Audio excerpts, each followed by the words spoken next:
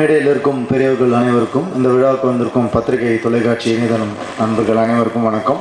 ரசிகர்களுக்கும் வணக்கம்.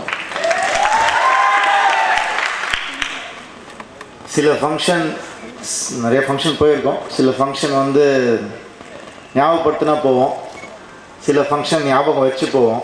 இது அந்த மாதிரி ஃபங்க்ஷன், ஞாபகம் வச்சு வர ஃபங்க்ஷன் இது. ஏன்னா அருண் அண்ணாவோட ஃபங்க்ஷன் இது. ஷூட்டிங் இருந்துச்சு எனக்கு. ஸோ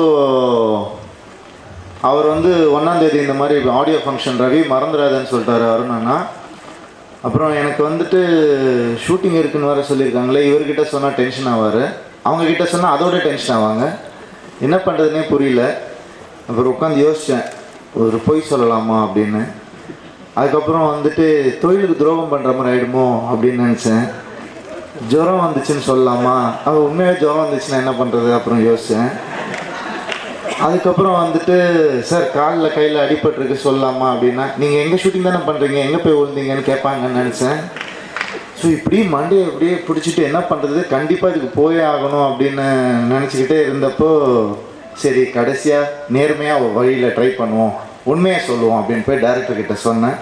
சார் இந்த மாதிரி அருண் அண்ணா வந்து எனக்கு பிரதர் மாதிரி சார், அவரோட ஃபங்க்ஷன் நான் போய் ஆகணும், எனக்கு தெரியும் உங்களுக்கு ஆர்டிஸ்ட் காம்பினேஷன் அதெல்லாம் இருக்குதுன்னு தெரியும், பட் இருந்தாலும் I have to go sir, என்ன பண்ணுறது அப்படின்னு சொல்லி கேட்டேன். சார் தாராளமாக போங்க சார், நைட் ஷூட் தான் எனக்கு பிரச்சனையே இல்லை அப்படின்ட்டாங்க. ஸோ இதை சொல்லக்கூடாது முதல்ல, ஷூட்டுன்னு மட்டும் சொல்லிட்டு அப்படின்னு. ஸோ கடவுளாக பார்த்து எங்கள் ஃப்ரெண்ட்ஷிப்புக்காக இன்றைக்கி நைட் ஷூட் அவரே அரேஞ்ச் பண்ணிட்டாரு. அதுதான் கடவுளுக்கு உண்மையாகவே நான் தேங்க்ஸ் சொல்லணும். இது வந்து அருண் அண்ணா எப்படின்னா, பரத் சொன்ன மாதிரி அது ஒரு இன்ஸ்பிரேஷன் அப்படின்னு சொல்லி சொன்னார் பரத். அது உண்மையாகவே அது வந்து 100க்கு 100 உண்மை. He is a great inspiration to all the actors in the industry.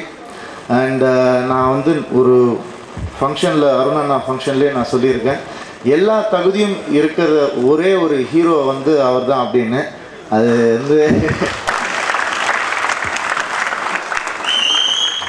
வந்து எத்திக்கலாக அது கரெக்டானு தெரியல நான் சொன்னது, பட் என் மனசுக்கு அது கரெக்டுன்னு தோணுச்சு, அதனால நான் சொன்னேன். பிகாஸ் டான்ஸ், ஸ்டண்ட், ஆக்டிங் எல்லாத்துலேயும் வந்து சூப்பராக பண்ணக்கூடிய ஒரு ஆள் நான் பார்த்து ரசித்தது வந்து அருண் அண்ணா தான். எனக்கு விஜய் அண்ணா டான்ஸ் ரொம்ப பிடிக்கும், அதுக்கப்புறம் அருண் அண்ணா டான்ஸ் ரொம்ப ரொம்ப பிடிக்கும். ஸோ நான் எப்போவுமே அதை ரசிச்சுக்கிட்டே இருப்பேன்.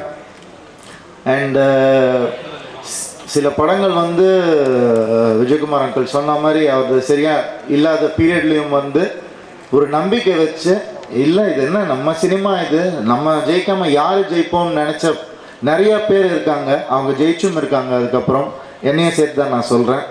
ஸோ அந்த மாதிரி நான் பார்த்து ரசித்த ஒருத்தர், நான் பார்த்து இன்ஸ்பயரான ஒருத்தர் அருண் அண்ணா. அண்ட் பர்டிகுலராக நானும் ஃபேமிலின்றதுனால கண்டிப்பாக கௌதம் மேனன் சாரை தேங்க் பண்ணியே ஆகணும். அவருக்கு வந்து இப்படியும் அவரை யாருமே பார்த்ததில்லை. அந்த ஒரு தைரியமும், அந்த ஒரு மனப்பக்குவமும், அந்த ஒரு பார்வையும் வந்து கண்டிப்பாக கௌதம் சாருக்கு தவிர வேறு யாருக்கும் வந்திருக்குமான்னு எனக்கு தெரியல. ஸோ அந்த பார்வையை பார்த்த உங்களுக்கு உண்மையாகவே தேங்க்ஸ், அவருக்கு இப்படி ஒரு ஹிட் கொடுத்ததுக்கு. அண்ட் அறிவழகன் சார், நான் வந்து ஈரம் படம் வந்து மிஸ் பண்ணிட்டேன் சார், ஆனால் நிறைய பேர் திட்டினாங்க ஏன் பார்க்கலன்னு சொல்லிட்டு. நான் கண்டிப்பாக சீக்கிரமாக பார்த்துறேன். பட் அந்த படத்தை வந்து அதை பற்றி சொன்னவங்க வந்து அவ்வளோ ஒரு ஆசையோடையும் ஒரு எக்ஸைட்மெண்ட்டோடையும் சொன்னாங்க, அவ்வளோ அழகாக இருக்குது படம் அப்படின்னு சொல்லிட்டு. ஸோ நான் முதல்ல குற்றம் 23 பார்த்துட்றேன், அதுக்கப்புறமா ஈரம் பார்க்குறேன். அண்ட் இன்னைக்கு ஹீரோ நம்ம விஷால் அவர்கள் ரொம்ப அழகாக பேசினார், தேவையானவங்களை தேங்க் பண்ணார்.